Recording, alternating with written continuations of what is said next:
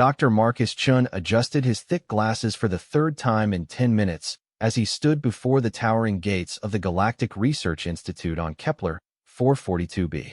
The humid alien air made his breathing shallow, and his slight frame seemed even smaller beneath the massive crystalline structures that housed the galaxy's most brilliant minds. At 28, Marcus looked more like a graduate student than one of Earth's leading xenobiology experts, his thin shoulders barely filling out his standard-issue research jumpsuit.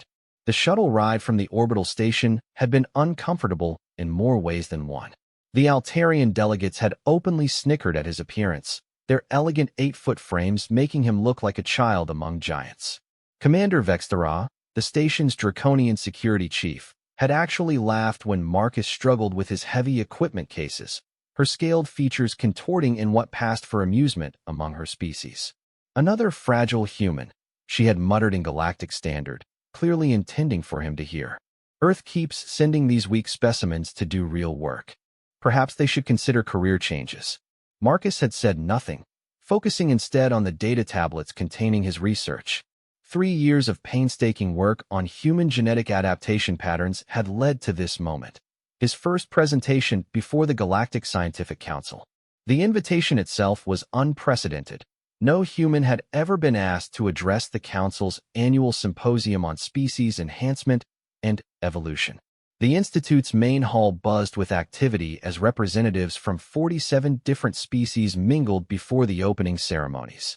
Marcus felt the familiar weight of stares as he made his way through the crowd. Conversations seemed to pause when he passed, followed by the soft chittering that served as laughter among the insectoid Zywikuri or the deep rumbling chuckles of the silicon-based Krexhari. Dr. Velteron, a respected Altarian physicist whose work on quantum consciousness had revolutionized galactic understanding of sentient thought, approached Marcus with what appeared to be genuine curiosity. Her luminous blue skin seemed to shimmer under the artificial lighting, and her 4 arms moved in graceful patterns as she spoke. "Dr. Chen, yes? I confess surprise at your inclusion in this year's roster. Human contributions to galactic science have been limited." Her voice carried the musical quality typical of her species, but there was no mistaking the condescension beneath the polite words. "Your paper on genetic adaptation caught our attention, though I wonder how much practical application it might have given your species' obvious physical limitations." Marcus nodded politely, though his jaw tightened almost imperceptibly. "Thank you for reading my work, Dr. Velteron. I believe you'll find the practical applications quite extensive once you see the complete data." Dr. Velteron's laugh was like wind chimes in a gentle breeze.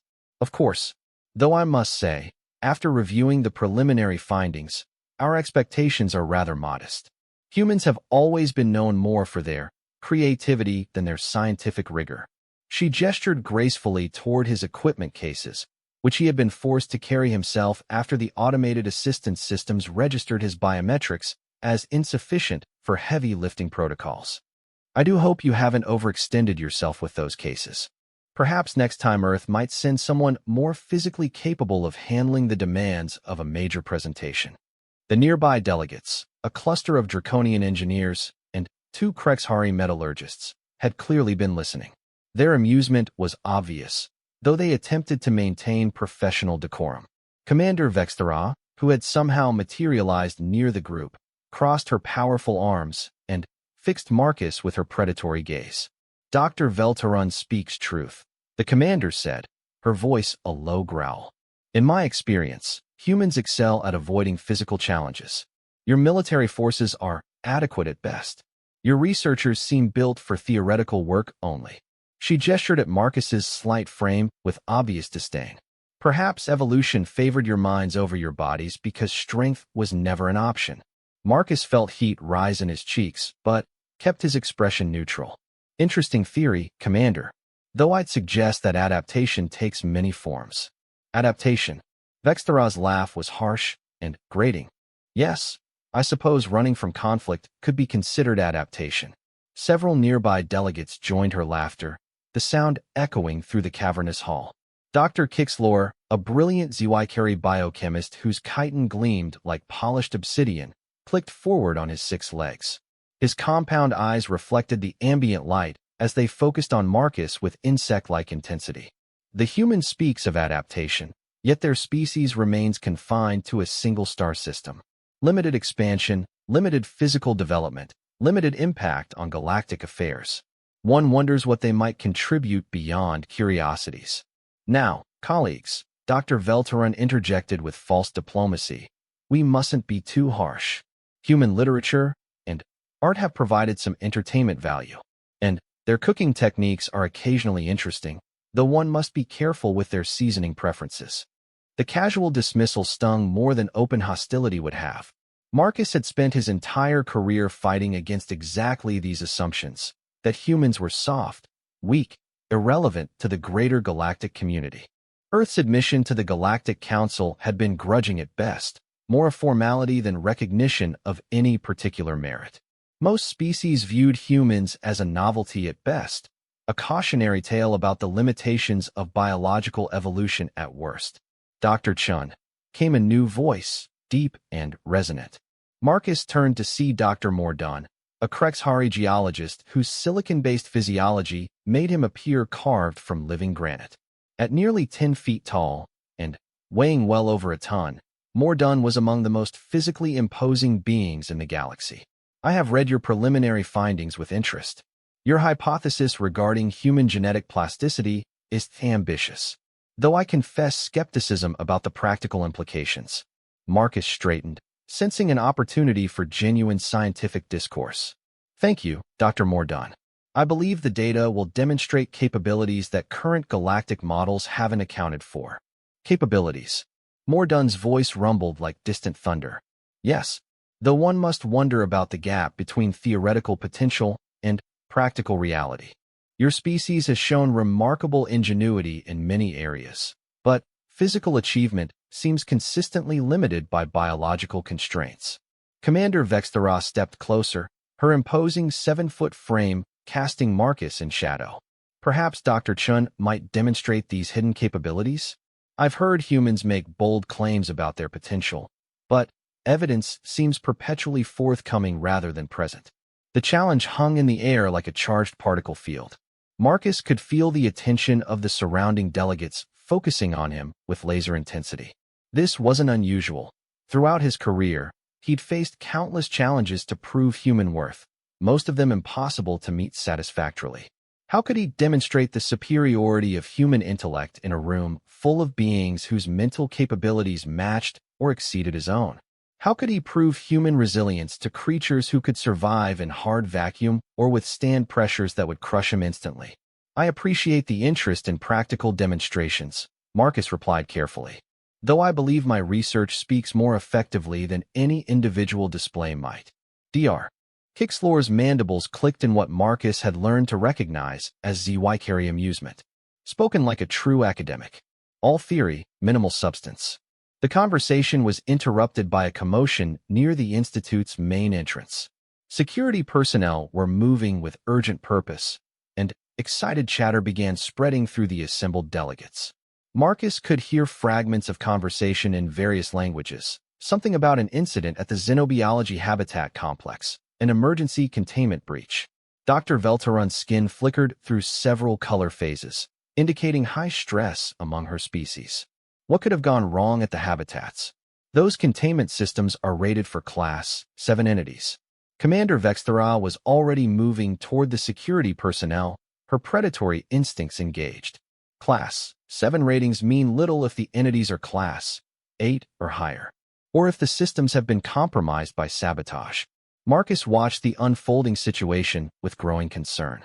The xenobiology habitat complex housed specimens from across the galaxy, some for research purposes, others as part of conservation efforts for endangered species. A containment breach could mean anything from escaped research animals to something far more dangerous. A security announcement crackled through the hall's communication system.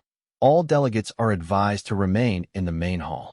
We are dealing with a Level 5 security situation at Habitat Complex 7. Emergency response teams are en route. Level 5 meant immediate threat to life and limb. Marcus felt his pulse quicken despite his efforts to remain calm.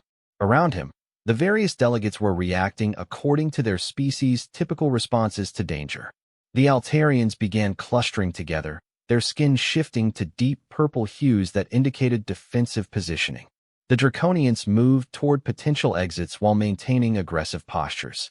The Krexhari simply stood motionless, their silicon-based forms capable of withstanding most forms of physical damage. Dr. Mordunn's deep voice cut through the growing noise. Habitat Complex 7 houses the Rigelian specimens, does it not? Including the apex predators from Rigel Prime. Commander Vexthara's expression grew grim. Among others, Rigelian dire cats, Andromedan phase bears, and... She paused, her scaled features showing genuine concern. The Terracan dire tiger. A collective intake of breath swept through the nearby delegates. Marcus had heard of Terracan dire tigers, massive predators from a high-gravity world, weighing nearly 800 pounds of pure muscle, and equipped with claws capable of shearing through reinforced steel. They were among the most dangerous creatures in known space, kept only in the most secure research facilities. Terracan dire tigers require specialized containment protocols, Dr. Kixlor observed, his compound eyes reflecting his anxiety. If one has escaped. The security announcement came again, this time more urgent. All non-essential personnel are to evacuate the main hall immediately. Proceed to Emergency Assembly Point Alpha. Do not deviate from marked evacuation routes. Marcus felt the familiar surge of adrenaline that came with crisis situations. His mind immediately began calculating probabilities and potential responses, a habit developed through years of field research in dangerous environments. While his colleagues saw only the immediate threat, Marcus found himself analyzing the broader situation, containment failure patterns, likely escape routes for different types of creatures, optimal response strategies. Dr. Veltaran was already moving toward the designated evacuation route, her forearms gesturing for others to follow. Come, colleagues. Whatever has escaped, it's beyond our ability to address. Leave it to the security teams. But, Marcus hesitated, something nagging at his analytical mind. The pattern of the security response seemed off somehow. Too focused, too specific. If this were a general containment breach, the protocols would be different. This felt like a targeted incident involving a particular specimen. Commander Vexthara noticed his hesitation. Dr. Chun, this is not the time for human stubbornness. Whatever your species' reputation for foolish bravery, I suggest you exercise the better part of valor. Her words carried the sting of assumption, that any courage he might display would be foolish rather than calculated, that human bravery was inherently reckless rather than strategic. Marcus had heard variations of this theme throughout his career, the consistent underestimation of human judgment and capability. I'm simply analyzing the response pattern, Marcus replied evenly. The security deployment suggests a specific target rather than general containment failure. Dr. Mordun paused in his evacuation movement, his granite features showing interest despite the circumstances. Explain. Marcus pointed toward the security teams visible through the hall's transparent walls.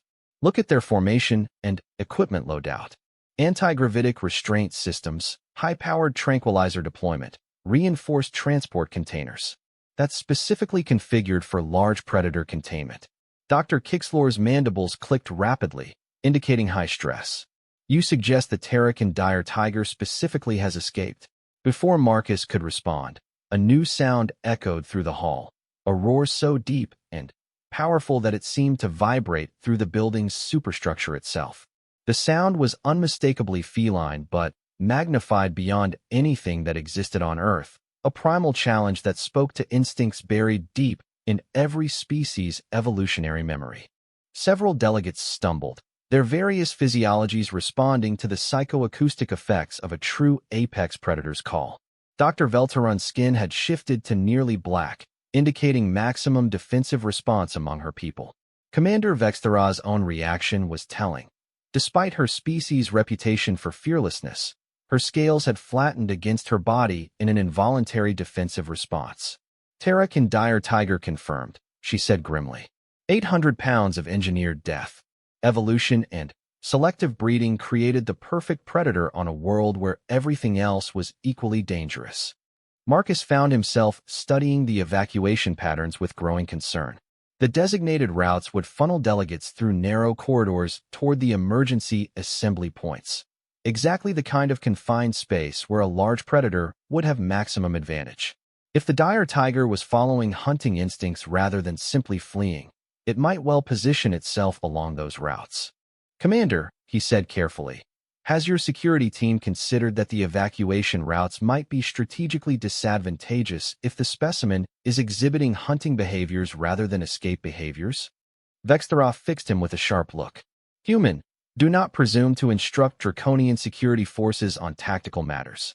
We have dealt with dangerous creatures since before your species discovered fire."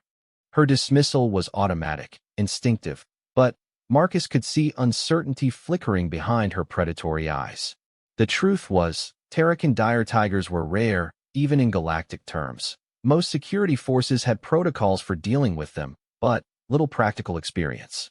Another roar echoed through the complex, closer this time.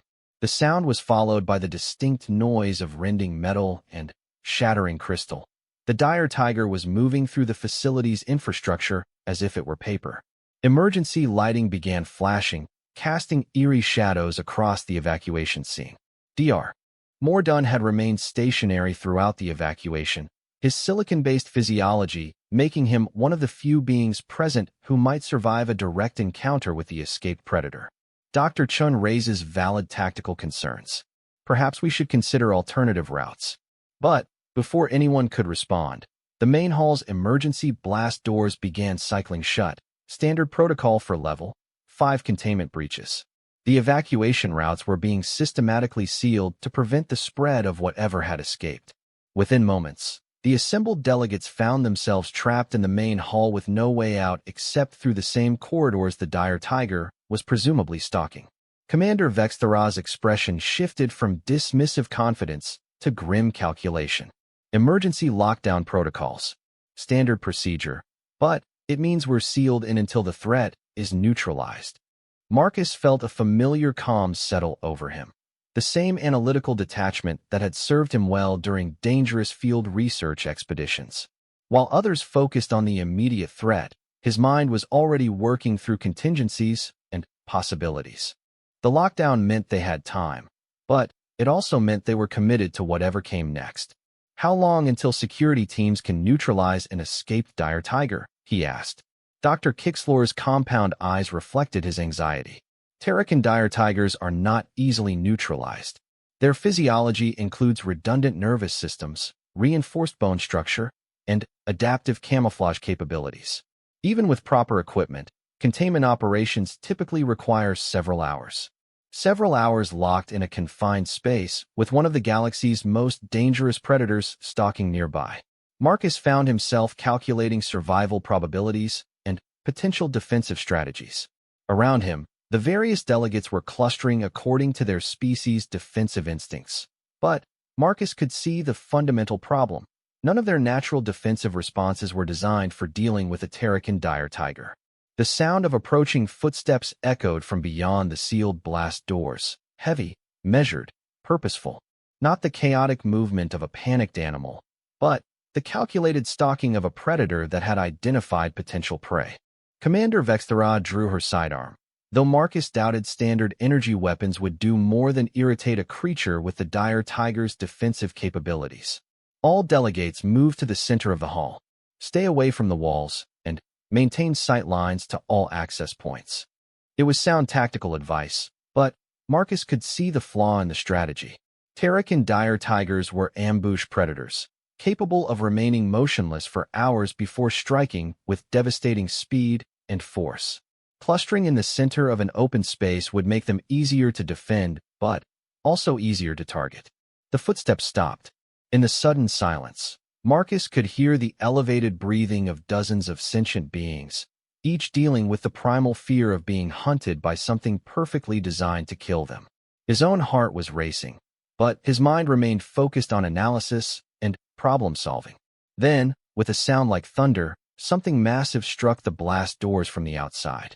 The blast doors groaned under the impact, their reinforced crystalline structure designed to withstand ship-to-ship weapons fire. Whatever had struck them possessed incredible force, and The metallic screech that followed suggested claws capable of scoring even military-grade materials. Marcus watched as hairline cracks appeared in the transparent sections, spreading like spider webs across the supposedly impregnable barrier. Commander Vexthara's scales had flattened completely against her body, an involuntary response that spoke to millions of years of evolutionary programming. Impossible. Those doors are rated for Class 8 impacts. Nothing biological should be able to damage them. Dr. Mordunn's granite features showed the first signs of concern Marcus had ever seen from the stoic Krexhari. Terrakan dire tigers were engineered on a world where the atmospheric pressure is 3 times galactic standard and gravity exceeds Earth norm by a factor of 4. Their bone density and muscle structure reflect those conditions. Another impact shook the doors, this time accompanied by a sound Marcus had never heard before, something between a roar and a purr, but magnified to a volume that seemed to resonate in his chest cavity. Several of the smaller delegates stumbled, their inner ears struggling to process the psychoacoustic effects of a true apex predator's vocalization. Dr. Velteron had clustered with the other Altarians near the hall's center, her luminous skin cycling through color patterns that indicated maximum stress. How long can those doors hold against sustained assault? Unknown, Vexthara admitted, her professional demeanor cracking slightly. We've never field-tested them against Terrakan predators. Marcus found himself moving closer to the damaged doors, his analytical mind overriding his survival instincts. The crack patterns weren't random. They showed deliberate targeting of structural weak points. This wasn't a panicked animal throwing itself against a barrier. It was an intelligent predator systematically testing defenses. Dr. Chun, Dr. Kixlor called out, his mandibles clicking rapidly. Perhaps maintaining distance would be advisable. Your species' durability is limited. The casual assumption stung, but Marcus ignored it, focusing instead on the attack pattern visible in the door damage. It's not attacking randomly. Look at the impact points. They're targeting the door's structural joints, the connection points between sections. Commander Vexthara followed his gaze, her predatory instincts recognizing tactical analysis when she saw it. You're suggesting the creature understands engineering principles? I'm suggesting it understands structural weakness. Terrakan dire tigers evolved on a world where everything was hostile: prey, environment, other predators. Intelligence was as important as physical capability for survival. Dr. Mordun moved closer, his massive form creating its own gravitational presence. Terrakan fauna are known for problem-solving abilities, but this level of tactical thinking suggests his words were cut off by a new sound, not impact, but the distinctive whine of energy discharge. Through the cracked doors, they could see flashes of coherent light, the unmistakable signature of security forces engaging a target with heavy weapons. Security team has made contact, Vexthara said, consulting her tactical display. Multiple units, full combat loadout. The energy discharges continued for several minutes, accompanied by occasional roars that seemed to shake the building's superstructure. Then, gradually, the sounds faded to silence. Marcus found himself holding his breath, waiting for some sign of the engagement's outcome. Vexthara's tactical display chirped with an incoming transmission. Her expression grew grim as she listened to the report through her personal communication device. When the transmission ended, she looked around the assembled delegates with undisguised concern. The security team has withdrawn to defensive positions. The target appears to be unaffected by standard containment protocols. Dr. Velteron's skin had shifted to deep purple, indicating shock among her species. Unaffected? But Draconian security forces carry Class 5 energy weapons. Nothing biological should be able to withstand concentrated fire from. Terrakan dire tigers possess adaptive hide that hardens under energy weapon fire. Dr. Kixlor interrupted, his compound eyes reflecting the emergency lighting. It's an evolutionary response to their homeworld's frequent electrical storms. Prolonged exposure to energy discharge actually strengthens their natural armor. The implications settled over the group like a suffocating blanket. They were trapped with a creature that had just proven itself immune to the station's primary defensive capabilities, with no clear means of escape and no way to call for additional help. Marcus felt his mind shifting into the analytical state that had served him throughout his career. the ability to set aside emotional responses and focus purely on problem solving. Around him, panic was beginning to set in among the various delegates, but panic wouldn't solve their current predicament. "Commander," he said quietly, "what backup protocols exist for situations where standard containment fails?" Vextara's laugh was harsh and bitter. "Backup protocols assume the primary protocols work. When dealing with creatures that can ignore energy weapons and tear through military-grade barriers, options become limited." Another impact against the doors, this time more measured and deliberate. The creature was learning, adapting its approach based on the results of previous attempts. Marcus could see additional stress fractures forming in the crystalline structure, spreading outward from the initial damage points. "How much time do we have?" Dr. Mordun asked, his deep voice carrying across the hall. Vextaros studied the door damage with professional assessment. At current rate of degradation, perhaps 30 minutes before structural failure. Maybe less if it changes tactics. 30 minutes to find a solution to an apparently unsolvable problem. Marcus found himself automatically cataloging available resources, potential defensive positions, alternative escape routes. The analytical process was calming, a familiar routine that helped him think clearly under pressure. The hall's emergency systems provided minimal options: basic medical supplies, emergency rations, communication equipment already proven useless for calling external help. No weapons beyond Vextara's sidearm, no defensive barriers beyond furniture that would provide concealment, but no real protection against something capable of tearing through military-grade doors. "Perhaps," Dr. Velteron suggested hesitantly, "we might reason with it? Some predators can be negotiated with if properly approached." Dr. Kixlore's mandibles clicked in what Marcus recognized as the ZY carry equivalent of bitter laughter. Terracan dire tigers are not sapient in the traditional sense. They possess intelligence, yes, but it's focused entirely on hunting and survival. Communication is limited to threat displays and territorial marking. Marcus found himself studying the hall's layout with new eyes, seeing it not as a gathering space, but as a potential battleground. The high ceiling offered no escape routes for ground-based species, but it might provide concealment. The scattered furniture could serve as improvised barriers, though nothing would stop a creature powerful enough to damage military-grade doors. The sound pattern from outside had changed again. Instead of direct impacts against the doors, they could hear the creature moving around the perimeter of the hall, testing different approaches. The intelligence Dr. Kixlore had mentioned was clearly being applied to the problem of getting inside. "It's conducting reconnaissance," Marcus observed. "Mapping the structure, looking for alternative entry points." Commander Vextara nodded grimly. "Standard predator behavior. When direct assault fails, seek alternative approaches." The implications were unsettling. If the dire tiger found a way into the hall through secondary access points, ventilation systems, maintenance corridors, emergency exits, they would lose what little defensive advantage the main doors provided. Dr. Mordun's massive form shifted as he considered their options. Emergency ventilation systems are not designed to accommodate creatures of that size, but maintenance corridors might be accessible. As if summoned by his words, a new sound echoed from above, the metallic groaning of the hall's ventilation system under unexpected stress. Emergency lighting flickered as power systems strained to accommodate whatever was happening in the building's infrastructure. "Maintenance access," Vextaros said flatly. It found the maintenance corridors. Marcus tilted his head back, studying the ceiling with growing concern. The ventilation grills were standard galactic design, large enough for maintenance personnel to access ductwork, but supposedly secured against unauthorized entry. The sounds from above suggested those security measures weren't proving effective against a creature that had already demonstrated the ability to tear through military-grade barriers. "How long until?" Dr. Velteron began, but her question was answered by the distinctive sound of rending metal from directly overhead. One of the main ventilation grills crashed to the hall floor, its reinforced framework twisted into scrap metal.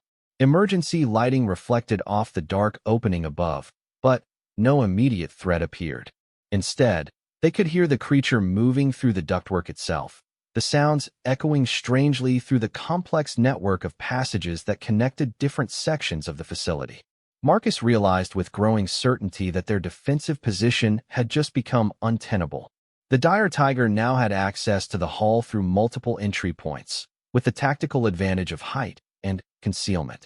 Traditional defensive strategies would be useless against an opponent that could attack from any direction. "We need to move," he said quietly. Vexthara's head snapped toward him, her predatory instincts focused on his words. "Move where?" "The blast doors are sealed, and our only alternative access appears to be occupied by 800 pounds of engineered death." Marcus pointed toward the far end of the hall, where a series of transparent panels provided views into the facility's various research laboratories. The lab complexes have independent containment systems. If we can reach them before the creature decides to make its move. Laboratory containment systems are designed for specimens, not full-sized predators, Dr. Kixlor protested. They would provide minimal protection. "Better than no protection," Marcus replied. "And some of those labs contain equipment that might give us additional options." Dr. Mordun considered the suggestion with his characteristic deliberation. Laboratory 7 contains gravitational manipulation equipment. Laboratory 12 houses electromagnetic field generators. Both might prove useful in defensive applications. The sounds from the ventilation system were getting closer, accompanied by occasional scraping noises that suggested the creature was having to force its way through passages not designed for its bulk. That might slow it down, but it wouldn't stop it indefinitely. Commander Vexthara was already moving toward the laboratory complex, her tactical training overriding her earlier dismissal of Marcus's suggestions. "Single file, maintain visual contact, move quietly. Any noise could trigger an immediate response." The group began crossing the hall toward the laboratory entrance, a distance of perhaps 50 meters that suddenly seemed like kilometers. Marcus found himself instinctively cataloging potential cover points and escape routes, his mind automatically applying field research protocols to their current situation. Halfway across the open space, the sounds from above stopped completely. The sudden silence was more terrifying than the previous noise had been, suggesting the creature had reached its intended position and was now preparing for action. Marcus could feel the weight of unseen eyes watching them, calculating distances and approach vectors. "Keep moving," Vexthara whispered, though her own movements had become more cautious. "Whatever it's planning, we don't want to be in the open when." A section of ceiling directly in their path exploded downward in a shower of debris and twisted metal. Through the opening dropped 800 pounds of nightmare-made flesh, a Terracan dire tiger in its full predatory glory, its massive frame moving with impossible grace despite its size. Marcus had seen images of dire tigers in xenobiology textbooks, but no static representation could capture the reality of encountering one in person.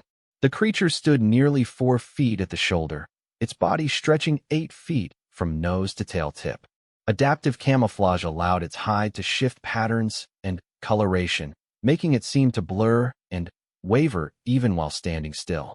Claws the length of Marcus's forearm caught the emergency lighting, reflecting like polished steel. But it was the eyes that froze Marcus in place, intelligent, calculating, utterly without mercy or compassion. This wasn't a mere animal acting on instinct. It was a thinking predator that had successfully analyzed their defenses and positioned itself for maximum tactical advantage. The creature's gaze swept across the assembled delegates, seeming to catalog each potential target. When those alien eyes fixed on Marcus, he felt a chill that had nothing to do with the hall's environmental controls. Something in that gaze suggested recognition, as if the dire tiger had identified him specifically as prey worth pursuing. For a moment that seemed to stretch into eternity, predator and prey faced each other across the open hall. Marcus could hear his heart hammering against his ribs, could smell the ozone scent of fear-induced biochemical changes among his companions. The dire tiger's own scent was alien, but unmistakably dangerous, musk and metal and something that spoke to buried evolutionary memories of being hunted. Then, Commander Vexthara raised her energy weapon and fired a full-power burst directly at the creature's center mass. The coherent energy beam struck the dire tiger's chest and simply dispersed across its adaptive hide, the creature's natural armor converting the destructive force into harmless heat discharge. If anything, the beast seemed larger after the attack, its hide visibly hardening in response to the energy input. The dire tiger's response was immediate and terrifying. It opened its massive jaws and released a roar that seemed to shake the building's foundation, a sound so deep and powerful that Marcus felt it in his bones. Several delegates stumbled under the psychoacoustic assault, their various physiologies unable to process such overwhelming auditory input. When the roar faded, the dire tiger began moving forward with deliberate, measured steps. Not charging, not pouncing, but stalking with the confidence of an apex predator that knew its prey had no viable escape routes. The Terracan dire tiger's approach was methodical, each step calculated to maintain maximum tactical advantage while herding its prey toward the most vulnerable position. Marcus could see the intelligence behind its movements. This wasn't a mindless beast, but a thinking predator applying strategy to the hunt. Dr. Velteron's skin had shifted to patterns Marcus had never seen before, colors cycling so rapidly they seemed to strobe in the emergency lighting. "It's toying with us," she whispered, her musical voice cracking with strain. Apex predators often play with prey before making the kill. Commander Vexthera kept her weapon trained on the creature despite its proven ineffectiveness, her military training maintaining discipline even in a hopeless situation. Maintain formation. Do not run. Running triggers chase responses in most predator species. The advice was sound, but Marcus could see panic beginning to set in among the smaller delegates. Several of the ZYKari were chittering in high-pitched frequencies that suggested near-complete terror, while the Altarians had clustered together in a tight defensive group that would only make them a more attractive target. The dire tiger paused in its advance, its massive head tilting slightly as it studied the group with obvious intelligence. Those alien eyes seemed to be evaluating each potential target, calculating which would provide the most satisfying hunt. When its gaze fixed on Dr. Kixlor's chitinous form, Marcus saw something that made his blood run cold. The creature was actually considering its options, choosing its prey based on some predatory criterion he couldn't understand. Dr. Mordun stepped forward, his silicon-based physiology making him the only delegate who might survive direct physical contact with the creature. Perhaps if one of us draws its attention, the others might reach the laboratory complex. Noble sentiment, Vexthera replied grimly. But Terracan dire tigers are pack hunters by evolution. It won't be distracted by a single target when multiple prey are available. Marcus found himself studying the creature's behavior with the same analytical detachment he applied to scientific problems. The dire tiger's positioning, its movement patterns, the way it held its massive head, all of it spoke to hunting strategies refined over millions of years of evolution and artificial selection. But something didn't fit the pattern. The creature had had multiple opportunities to attack, yet it continued to stalk and observe. For a species evolved for efficiency in killing, the dire tiger was spending an unusual amount of time on preliminary assessment. "It's not hunting," Marcus said suddenly. Every head turned toward him, including the dire tiger's. Those alien eyes fixed on him with renewed interest, as if his words had triggered some recognition protocol. "Explain," Vexthera demanded, never taking her weapon off target. Marcus kept his voice low and steady, though his heart was racing with the implications of his realization. "Look at its behavior pattern. Classic pack hunter tactics involve rapid identification and elimination of threats, followed by systematic takedown of prey. But it's not following that sequence." Dr. Kixlor's mandibles clicked rapidly. "Then, what is it doing?" "Testing us. Evaluating capabilities. This isn't hunting behavior. It's assessment behavior."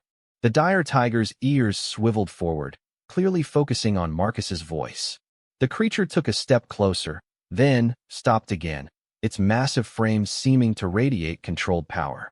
Marcus had the unsettling feeling that the predator was actually listening to his analysis. "Assessment for what purpose?" Dr. Velteron asked, though her skin patterns suggested she wasn't sure she wanted to know the answer. Marcus continued watching the creature's responses, noting how its attention remained focused on him rather than scanning for additional threats or escape routes. Terracan dire tigers were engineered not just as predators, but as problem solvers. On their homeworld, successful hunting requires adapting to prey that evolves rapidly in response to predation pressure. Commander Vexthara's expression grew troubled. You're suggesting it's trying to learn about us? I'm suggesting it's trying to understand what we are, Marcus replied. Our capabilities, our weaknesses, our threat potential. Standard predator assessment protocols. The dire tiger moved again, this time circling slowly around the group while maintaining its distance. Marcus could see the intelligence in its movements. The creature was indeed conducting reconnaissance, gathering data about each potential threat or target. Dr. Mordun's granite features showed growing comprehension. If it's conducting assessment rather than active hunting, that suggests we may have more time than anticipated. Or it suggests we're dealing with something far more dangerous than a simple predator, Vexthara countered. A creature that thinks before it kills is exponentially more threatening than one that simply acts on instinct. Marcus found himself cataloging the dire tiger's physical capabilities as it moved. The creature's muscle structure spoke to incredible strength, not just the raw power needed for takedown attacks, but the controlled strength required for precision strikes.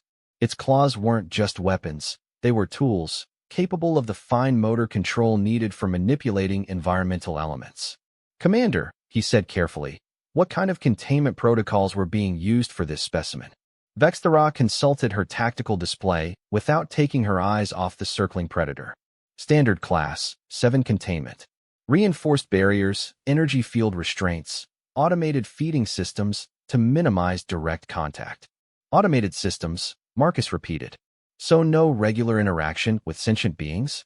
Correct. Safety protocols prohibit direct contact with Terracan specimens except under emergency medical circumstances. Marcus felt pieces of a puzzle clicking into place in his mind. How long had it been in containment? 3 standard months. It was being held for behavioral research before transfer to the Central Xenobiology Institute. 3 months of isolation, automated care, no intellectual stimulation beyond whatever puzzle-solving opportunities its containment environment provided. Marcus kept his voice steady despite growing excitement at the implications. Terracan dire tigers are social predators with high intelligence requirements.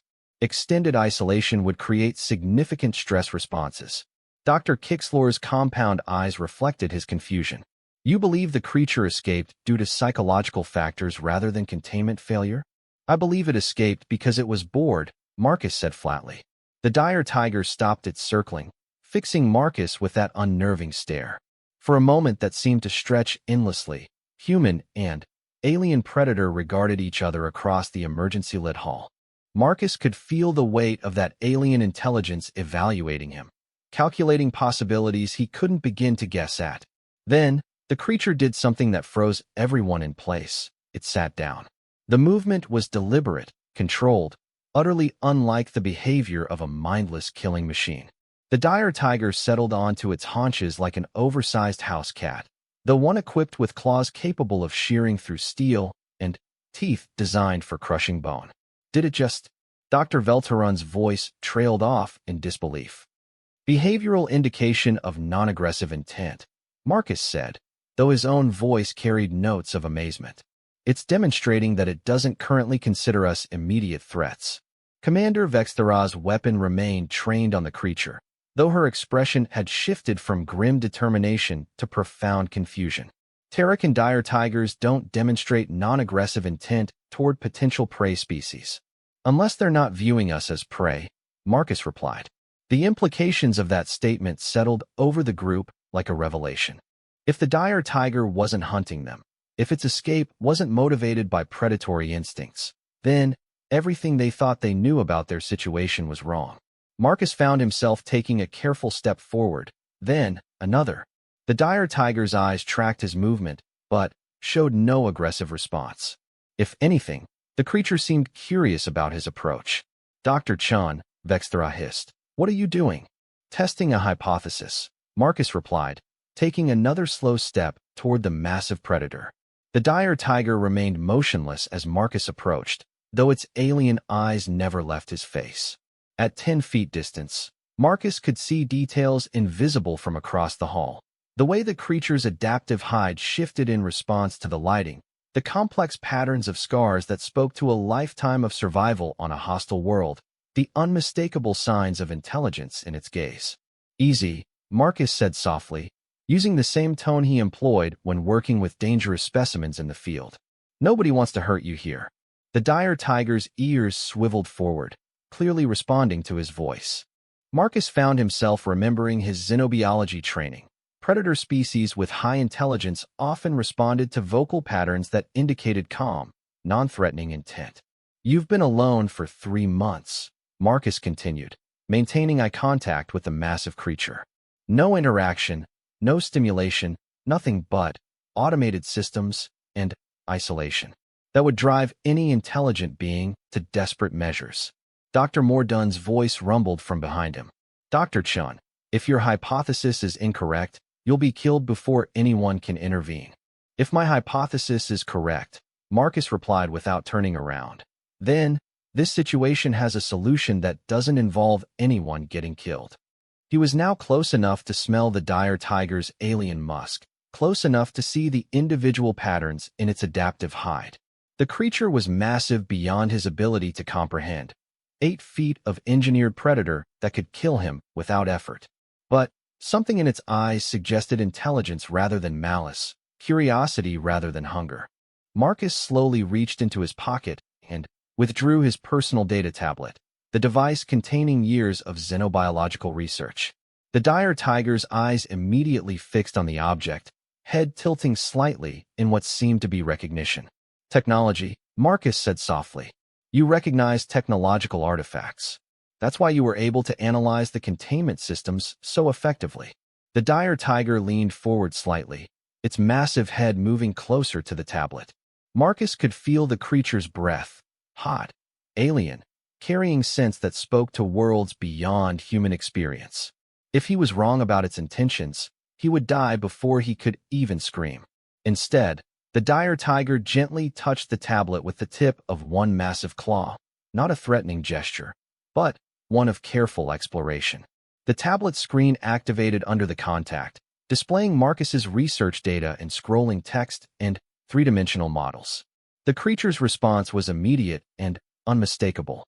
Its eyes widened slightly, focusing intently on the display.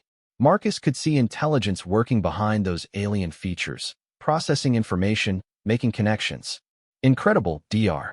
Velteron whispered from behind him. "It's actually reading the data." Marcus activated additional display functions, showing 3-dimensional molecular models and genetic sequence analyses.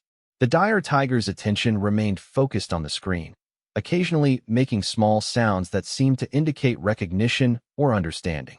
Terracan dire tigers were engineered for intelligence as well as physical capability, Marcus said, primarily addressing his colleagues, but keeping his voice low and calm for the benefit of his massive companion. They needed to be able to adapt to rapidly changing prey species and environmental conditions. That requires not just instinct, but active learning capability. The dire tiger looked up from the tablet to meet Marcus's eyes directly. For a moment, human and alien stared at each other in what seemed to be mutual recognition, 2 intelligent beings acknowledging each other's existence. Then, the creature did something that transformed the entire situation. It lowered its massive head in what was unmistakably a gesture of acknowledgement, almost like a nod. "Did it just?" Commander Vexthera's voice carried notes of wonder. "It recognized the research data," Marcus said, maintaining eye contact with the dire tiger. "More than that, it understands what it represents. This isn't just a predator, it's a scientist." Dr. Kixlor's mandibles clicked rapidly. "Impossible. No non-sapient species could comprehend theoretical research data." Marcus looked back at his colleagues, then at the massive creature sitting calmly before him. "Then, perhaps we need to reconsider our definitions of sapience." The dire tiger remained motionless as Marcus slowly backed away, though its eyes continued to track his movement.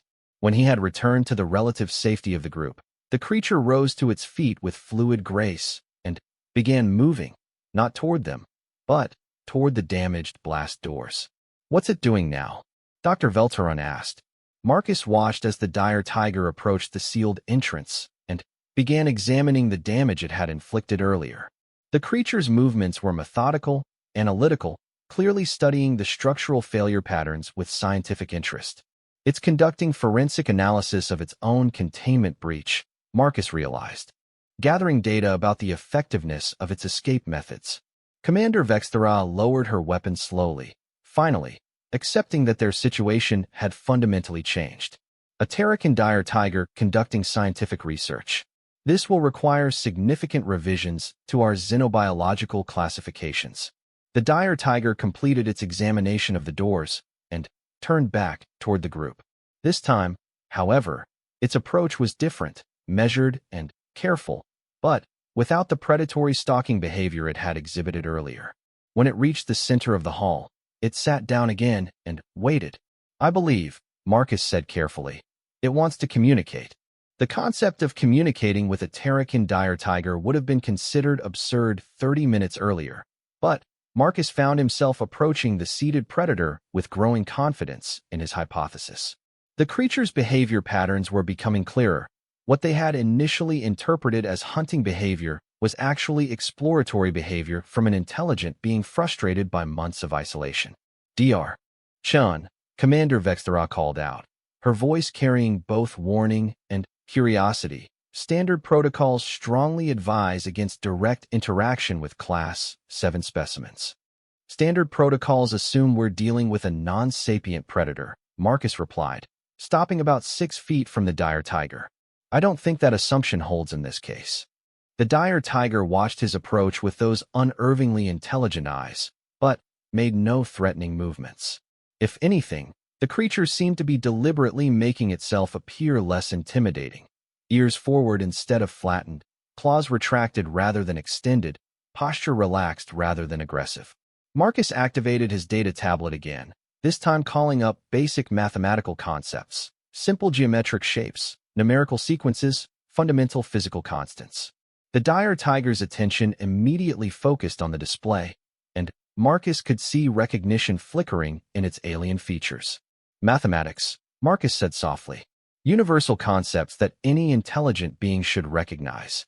The dire tiger studied the display for several moments, then did something that made Marcus's pulse quicken with excitement. Using one massive claw, the creature began tracing patterns in the thin layer of dust and debris that covered the hall's floor. The patterns weren't random scratches. They were geometric shapes, triangles, squares, increasingly complex polygons drawn with mathematical precision despite being created with claws designed for killing. Marcus realized he was watching an 800-pound apex predator demonstrate understanding of advanced mathematical concepts. "Incredible," Dr. Mordun rumbled from behind him. "It's responding to mathematical communication protocols." Marcus modified his tablet display to show more complex mathematical relationships, the golden ratio, prime number sequences, geometric progressions. The dire tiger continued drawing in response, its patterns becoming increasingly sophisticated. When Marcus displayed a simple equation, the creature drew the solution in the dust beside its geometric figures. Dr. Velterun's skin patterns had shifted to colors Marcus associated with amazement among her species. "It's solving mathematical problems. A Class 7 predator is conducting theoretical mathematics, which means our classification system is fundamentally flawed," Dr. Kixlor observed, his compound eyes reflecting his fascination with the unprecedented situation. "We've been categorizing a sapient being as a dangerous animal." The implications were staggering. If Terracan dire tigers possessed true intelligence, not just problem-solving ability, but actual sapience, then keeping them in containment was essentially imprisonment. The creature's escape wasn't the rampage of a dangerous animal, but the breakout of an intelligent being denied freedom and intellectual stimulation. Marcus found himself looking at the dire tiger with new understanding. "How long have you been aware?" he asked, not really expecting an answer but feeling compelled to acknowledge the creature's obvious intelligence. The dire tiger's response surprised him. Using its claws, the creature began drawing what appeared to be a calendar system, marks and symbols that clearly represented time periods. Marcus counted the markings and felt his understanding of the situation shift again. "It's been documenting its time in captivity," he realized. These markings represent days, weeks, months. It's been keeping track of its imprisonment. Commander Vexthera had moved closer, her military training overcoming her instinctive caution. If it's truly sapient, then its containment constitutes a violation of 17 different galactic statutes regarding the treatment of intelligent beings. The dire tiger looked up from its drawings to meet Marcus's eyes directly. In that gaze, Marcus saw something that made his chest tighten with emotion: loneliness. Profound, desperate loneliness born of months of isolation without any form of intellectual contact. "You've been trying to communicate all along," Marcus said softly. "The containment breach, the structural analysis, even stalking us through the facility, it was all an attempt to find someone who might understand." The dire tiger's response was a low sound that was part growl, part purr, clearly communicative rather than threatening. Marcus found himself reaching into his memory of xenobiological studies, searching for any references to Terrakin vocalization patterns. "Dr. Chun," Dr. Velteron called out, "I've been reviewing the archived data from the Terrakin system. There are references to complex social structures among dire tiger populations, including what early researchers interpreted as primitive tool use and territorial cooperation." "Primitive by whose standards?" Marcus asked, looking at the mathematical equations the creature had drawn with claws that could tear through steel.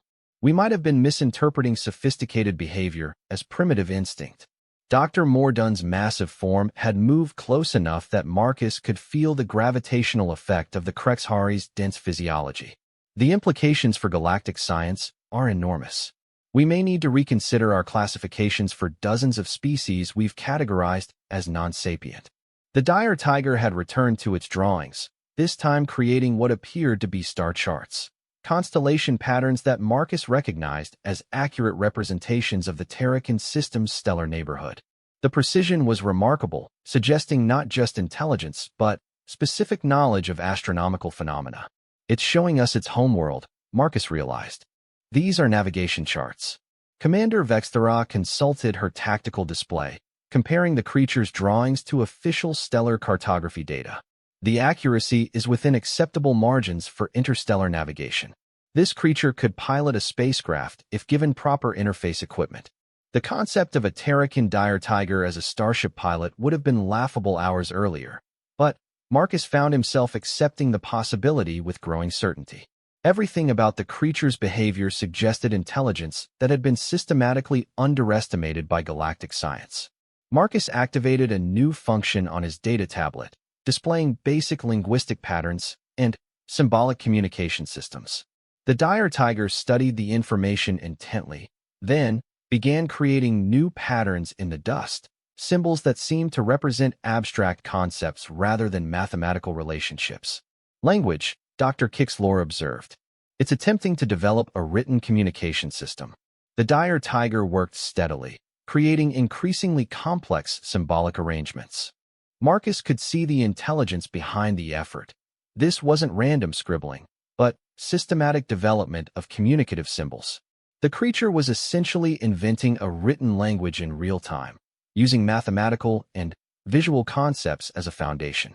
"Remarkable cognitive flexibility," Dr. Velteron commented. "The ability to rapidly develop new communicative frameworks is considered a hallmark of advanced sapience." Marcus found himself wondering how many other species had been misclassified by galactic science. How many beings considered dangerous animals were actually intelligent creatures trapped by inadequate understanding and communication barriers? The dire tiger completed its symbolic array and looked up at Marcus expectantly. The pattern it had created was clearly a question, symbols arranged in a structure that suggested interrogative meaning despite being created by a species with no known written language. Marcus studied the symbols, trying to interpret their meaning through context and mathematical relationships. The arrangement seemed to represent spatial concepts, possibly related to movement or location. After several minutes of analysis, he thought he understood what the creature was asking. "You want to know about other places?" Marcus said. "Other worlds, other species, other forms of intelligence." The dire tiger's response was immediate and enthusiastic, ears forward, posture alert, clearly indicating that Marcus had correctly interpreted its question. The creature began drawing again, this time creating what appeared to be representations of different planetary types and stellar classifications. It's asking for astronomical data, Dr. Mordun realized. This creature wants to learn about the galaxy beyond its homeworld. Marcus began modifying his tablet display to show basic galactic geography, stellar classifications, planetary types, the rough distribution of sapient species throughout known space. The dire tiger's attention was completely focused on the information, its massive head moving closer to study the details. Intellectual curiosity, Dr. Velteron observed. Another clear indicator of advanced sapience. The dire tiger began creating new symbols in response to the astronomical data, its drawings becoming more elaborate and sophisticated. Marcus could see the creature was developing its improvised communication system in real time, adapting and expanding its symbolic vocabulary to express increasingly complex concepts.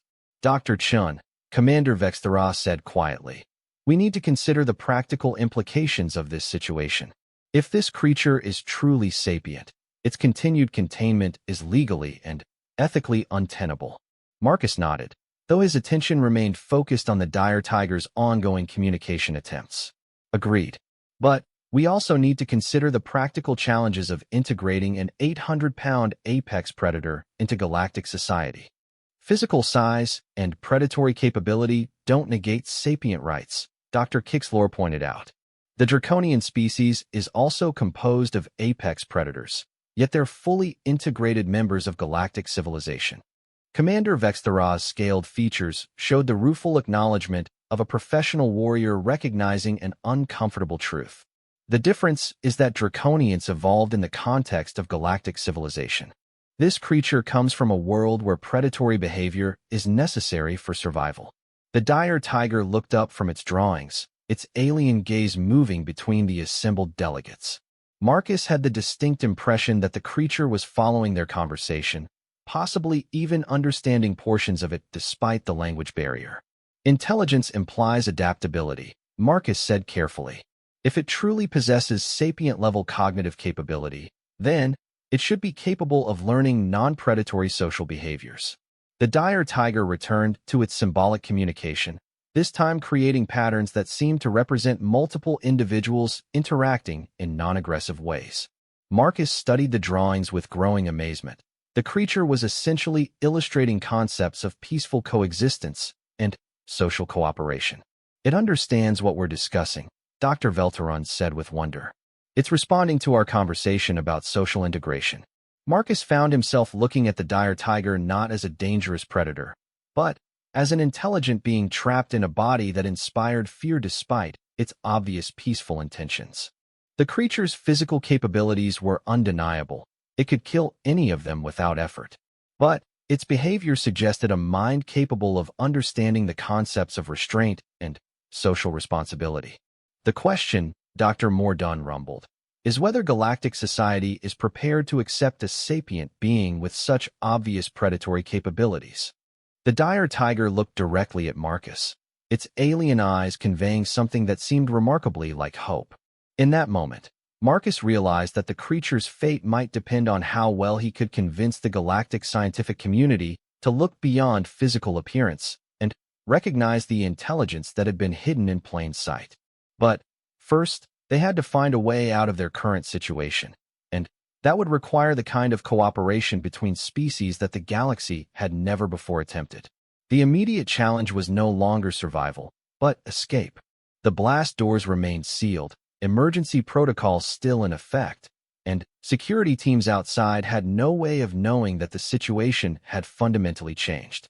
As far as the facility's automated systems were concerned, they were still dealing with a dangerous predator that needed to be contained or eliminated. Marcus studied the dire tiger's earlier drawings, noting the precise analysis of structural weak points and containment failures. "You understand engineering principles," he said, addressing the creature directly. "Can you help us get out of here?" The dire tiger's response was immediate. It moved to the damaged blast doors and began creating new symbols in the dust, this time representing what appeared to be technical schematics. Marcus recognized engineering diagrams, force vectors, structural stress points, mechanical advantage calculations. It's showing us how to bypass the emergency lockdown, Dr. Moore Dunn observed, studying the creature's drawings with his engineer's eye. These calculations are remarkably sophisticated. Commander Vexthera consulted her tactical display, comparing the dire tiger's analysis to the facility's technical specifications. The structural modifications it's suggesting would work, but they require precise force application at multiple simultaneous points. Marcus looked at the massive creature before him, then at his colleagues, understanding dawning in his mind. It's proposing a coordinated effort. We provide technical knowledge and tool manipulation, while it provides the physical strength needed for implementation. Dr. Velteron's skin patterns shifted to colors indicating excitement. Interspecies cooperation. A Terracan dire tiger is suggesting collaborative problem-solving. The implications were staggering. Not only was the creature demonstrating sapient-level intelligence, it was also showing understanding of cooperative social structures that transcended species boundaries. Marcus found himself wondering if dire tigers might actually be naturally inclined toward multi-species cooperation, a trait that galactic science had never suspected. The technical requirements are complex, Dr. Kixlor observed, studying the engineering diagrams. We would need precise coordination between multiple individuals, each performing specific functions simultaneously. Marcus began analyzing the creature's proposal in detail. The plan involved using the facility's emergency maintenance systems to create mechanical advantage, allowing coordinated force application that would bypass the blast door's security protocols without triggering additional lockdown measures. It's elegant, he admitted. Much more sophisticated than brute force approaches. This creature understands the difference between overcoming security measures and circumventing them. The dire tiger began creating additional diagrams, these ones showing the roles each species member could play in the escape plan. Marcus was amazed to see that the creature had accurately assessed each delegate's physical capabilities and species-specific advantages, creating task assignments that maximized their collective effectiveness. Dr. Velteron's telekinetic abilities for precision manipulation, Marcus translated, following the symbolic logic. Dr. Moore Dunn's structural density for anchor points. Commander Vexthera's tactical coordination skills for timing synchronization. The dire tiger looked at Marcus and created a new symbol set, clearly indicating his role in the proposed plan. Marcus studied the drawings and felt his pulse quicken as he understood what the creature was suggesting. It wants me to coordinate the interface between organic and technological systems, he realized. The dire tiger has identified human adaptability as the key factor in bridging different species' capabilities. Dr. Velteron's forearms moved in patterns indicating deep thought among her people. A Terracan dire tiger has analyzed our individual strengths and created a cooperative framework that maximizes collective effectiveness. This level of social intelligence exceeds anything we've seen from previously studied predator species. Commander Vexthera was already moving toward the positions indicated in the creature's diagrams. If the plan works, we can escape without triggering additional security responses. If it fails, our situation won't be any worse than it currently is. Marcus found himself looking at the dire tiger with new respect. The creature had spent perhaps 20 minutes analyzing their group dynamics, individual capabilities, and technical requirements, then developed a comprehensive escape plan that accounted for variables no single species could have managed alone. Remarkable strategic thinking, Dr. Moore Dunn rumbled as he positioned his massive form according to the diagrams. This creature could serve as a tactical coordinator for multi-species operations. The dire tiger watched as each delegate moved into position, its alien eyes tracking their movements with obvious satisfaction. When everyone had reached their designated locations, the creature began a low, rhythmic vocalization that seemed to serve as a coordination signal.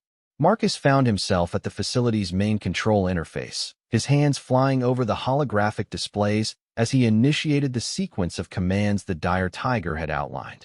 The precision required was extraordinary. Each action had to be timed to synchronize with the other's efforts, creating a cascade effect that would bypass multiple security protocols simultaneously. Initiating Phase 1, he called out, activating the emergency maintenance protocols that would provide access to the blast door's mechanical systems. Dr. Velteron's telekinetic abilities came into play as she manipulated components too small or delicate for physical contact, her mental focus allowing precision beyond what any mechanical tool could achieve. Commander Vexthera coordinated the timing of each action, her military training providing the tactical awareness needed to maintain synchronization. Dr. Mordun served as the stable anchor point for the entire operation, his massive silicon-based form providing the structural foundation that allowed the others' efforts to be transmitted effectively to the blast door's framework. And the dire tiger, 800 pounds of engineered predator, applied precisely calculated force at exact moments, its physical strength guided by intelligence that understood the difference between power and precision. Marcus watched his display screens as the blast door's security systems registered the coordinated assault on their protocols. For several tense moments, the systems seemed to be fighting their efforts, automated responses attempting to maintain lockdown integrity. Then, with a sound like thunder, the massive blast doors began cycling open. Remarkable, Dr. Kixlor chittered as the barriers retracted. The plan worked flawlessly. A Terracan dire tiger has successfully coordinated a multi-species engineering operation. The dire tiger's response to their success was unexpectedly moving. The massive creature looked around at each of the delegates, its alien features showing what seemed to be genuine pleasure at their collaborative achievement. When its gaze met Marcus's, he saw something that looked remarkably like gratitude. "What happens now?" Dr. Velteron asked as they prepared to leave the hall. "We can't simply release it into galactic society without proper preparation." Commander Vexthera was consulting her tactical display, checking for security team positions beyond the blast doors. First priority is ensuring safe evacuation for all parties involved. Long-term planning can wait until we're all secure. Marcus found himself reluctant to leave the dire tiger behind. The creature had demonstrated intelligence, cooperation, and restraint under circumstances that would have driven most beings to panic or violence. The idea of returning it to containment, even improved containment, seemed fundamentally wrong. "It shouldn't go back to isolation," he said firmly. "Not after what we've learned about its capabilities." The dire tiger approached Marcus as the group prepared to leave, moving with that fluid grace that somehow managed to be non-threatening despite its obvious power. The creature's massive head lowered until it was level with Marcus's face, and, for a moment, human and alien stared directly at each other. In those alien eyes, Marcus saw intelligence, curiosity, loneliness, and something that might have been hope. He also saw a question: what would become of a being caught between its predatory nature and its sapient mind?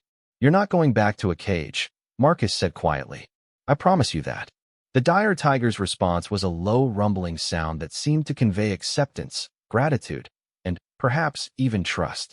Then, the creature stepped back and gestured toward the open doors with one massive paw, clearly indicating that the group should proceed to safety. As they made their way through the facility corridors, Marcus found himself walking beside 800 pounds of apex predator that had somehow become an ally. The dire tiger moved with careful deliberation, clearly trying to appear as non-threatening as possible to any security personnel they might encounter. "Dr. Chun," Commander Vexthera said as they approached the main exit, "I need to prepare a report on this incident for Galactic Command. How do you suggest I classify our companion?" Marcus looked at the dire tiger, which was currently using its claws to carefully manipulate a door control rather than simply tearing through the barrier.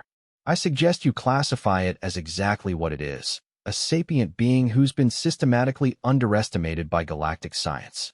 They emerged into the Kepler 442b sunlight to find security teams positioned around the facility, weapons trained on the expected threat. Marcus could see the moment when the security personnel spotted the dire tiger among the evacuated delegates, weapons swinging toward target, defensive formations shifting to combat readiness. "Stand down," Commander Vexthera shouted, her voice carrying the unmistakable authority of command rank. "The situation is contained. Lower your weapons." The security teams hesitated, clearly confused by the sight of delegates walking calmly alongside what they had been told was a dangerous escaped predator. Marcus could see doubt and uncertainty flickering across various alien features as they tried to reconcile their expectations with the reality before them. The dire tiger sat down again, just as it had in the main hall, clearly demonstrating non-aggressive intent. The gesture was so obviously peaceful that even the most nervous security personnel began lowering their weapons. "Commander," one of the security team leaders called out. "What's the situation status?" Vexthera looked at Marcus, then at the dire tiger, then at the assembled security forces. "The situation is that we've made first contact with a sapient species we didn't know existed. And we're going to need to revise a lot of our assumptions about what intelligence looks like." Dr. Velterun stepped forward, her skin patterns shifting to colors that indicated formal address among her people. "I move that the Galactic Scientific Council immediately convene emergency sessions to review our classification protocols for predator species. We may have been committing systematic injustices based on inadequate assessment criteria." Dr. Mordunn's deep voice rumbled agreement. "Supported. The implications extend far beyond this single incident." Marcus found himself looking around at the assembled delegates, security personnel, and research staff, all of them struggling to process what they had witnessed. In the center of all the confusion and wonder sat 800 pounds of apex predator that had somehow become the catalyst for a fundamental shift in galactic understanding of intelligence and sapience. The dire tiger looked directly at Marcus one final time, its alien eyes conveying unmistakable meaning. The creature had found what it had been searching for during its desperate escape, not just communication, but recognition. Recognition of its intelligence, its worth, its right to be treated as more than a dangerous animal. Marcus stepped forward and addressed the assembled crowd, his voice carrying across the facility grounds. "Ladies, gentlemen, and beings of all classifications, I present our newest colleague in galactic science. Someone who's going to help us understand that intelligence comes in forms we never imagined, and that cooperation between species has possibilities we've never explored." The dire tiger rose to its feet and, with unmistakable dignity, nodded to the assembled crowd. The gesture was met with stunned silence, then growing murmurs of amazement and wonder. Commander Vexthera approached Marcus with something that might have been respect in her predatory features. "Dr. Chun, I believe I owe you an apology. Your assessment of capabilities appears to have been more accurate than my initial evaluation suggested." Marcus looked at the massive predator that had become an ally, thinking about all the assumptions and prejudices that had nearly led to tragedy. "Commander, I think we all have some assumptions to reconsider." The dire tiger moved to Marcus's side, its massive presence somehow comforting rather than threatening. Together, human and alien faced the future, a future where intelligence would be measured not by appearance or preconception, but by the ability to think, learn, and cooperate across the vast differences that separated the species of the galaxy. In the end, the fragile frame that had been mocked proved capable of something none of the physically powerful species had achieved: recognizing intelligence where others saw only danger, and building bridges across the seemingly impossible gap between predator and prey. Marcus had lifted something far heavier than a living tiger. He had lifted the weight of prejudice and fear, proving that true strength came not from muscle and bone, but from the courage to see beyond surface appearances to the intelligence that lay beneath. The galaxy would never look quite the same again.